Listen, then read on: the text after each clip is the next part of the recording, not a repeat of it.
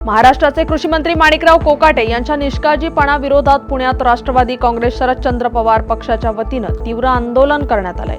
शेतकऱ्यांच्या प्रश्नांकडे दुर्लक्ष करणाऱ्या राज्य सरकारवर तसेच कृषी मंत्र्यांच्या वागणुकीवर पक्षाकडून तीव्र शब्दात टीका करण्यात आली आहे। राष्ट्रवादी काँग्रेस शरद पवार पक्षाचे प्रशांत जगताप यांनी कोकाटेंनी तत्काळ राजीनामा द्यावा अशी मागणी केली आहे। सरकारने जर दखल घेतली नाही तर आणखी उग्र आंदोलन करण्यात येईल असा इशारा यावेळी देण्यात आलाय। पाहूयात। हे बघा, माणिकराव कोकाटेंनी त्याच्या कर्तबगारीतून हे दाखवून दिलंय की राज्य सरकारला एका जुगारड्या मंत्र्याची गरज आहे आणि ज्या पद्धतीने मागच्या 8 महिन्यात कधीतरी कृषी मंत्रालय हे ओसडगावची पाटीलकी शेतकरी खोटे विम्याचे लाभ घेऊन मुलांची आणि मुलींची लग्न आणि साखरपुडे करतात अशी भाषण करून सुद्धा माणिकराव कोकाटेला फाटीशी घालण्याचं काम हे एकनाथ शिंदेंनी, अजितदादांनी आणि देवेंद्र फडणवीसांनी केले।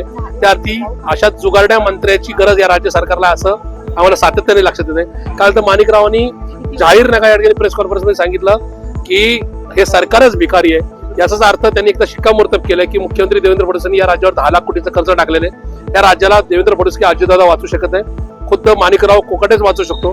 पुन्हा आमची रितसर मागणी आहे की माणिकराव कोकाटेचा राजीनामा न घेता देवेंद्र फडणवीसांनी राजीनामा द्यावा आणि या जुगारड्या मंत्र्यालाच मुख्यमंत्री करावं, कारण हा जुगारडा मंत्रीच या राज्यातलं 10 लाख कोटीचं कर्ज या ठिकाणी संपू शकतो।